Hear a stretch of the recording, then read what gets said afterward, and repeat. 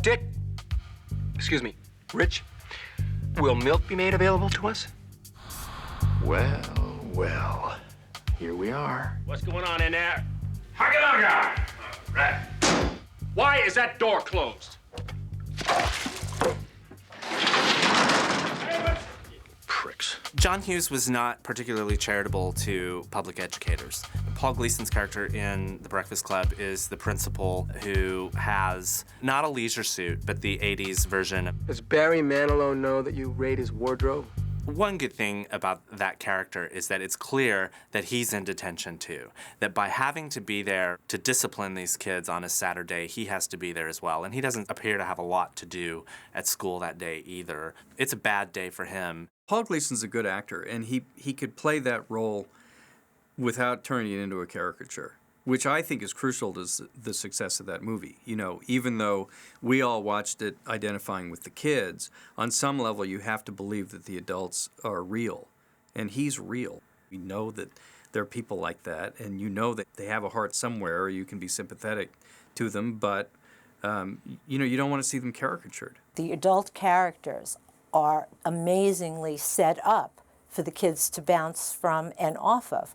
And in Paul Gleason was the perfect character. My God, he's holding court. And then you could see the only authority this guy had was at school over these kids. And Judd was punching at it, kicking at it. Paul was a great guy to have as like an adversary. He was great. And he brought so much to that as well, that looking at himself in the glass, the reflection of the fire extinguisher thing, like, hey, haga as he's walking on, it's like, he's so cocky. Hugga! Right. Paul Gleason didn't have to ever try to be funny. He just was. I don't know who came up with that weird contraption on his desk. He's spinning something at some point. It was great. Out! Thinking of trying out for a scholarship. Give me the ball, Bender. He wants the ball, and what am I gonna do? It's like I'm gonna go like, because I want to, and every take I do it slightly different.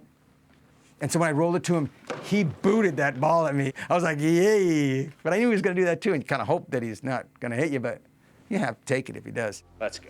Hey, keep your fucking hands off me! When he's having that standoff with Judd Nelson, you feel this sympathy for both of them. You know, like, you're supposed to feel, oh, the principal, he's just this jerk.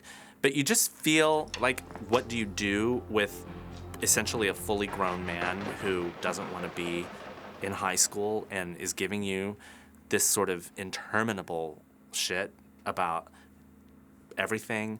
There's a threat of violence. They're gonna, like, throw down. That freaked me out. And I'm gonna kick the living shit out of you, man. I'm gonna knock your dick in the dirt. I really thought he was going to whack me, and I would have taken it. I had to, you know? And so I kind of flinch, and he doesn't do anything, and he goes, I knew it. You're a gutless turd. I'm like, damn.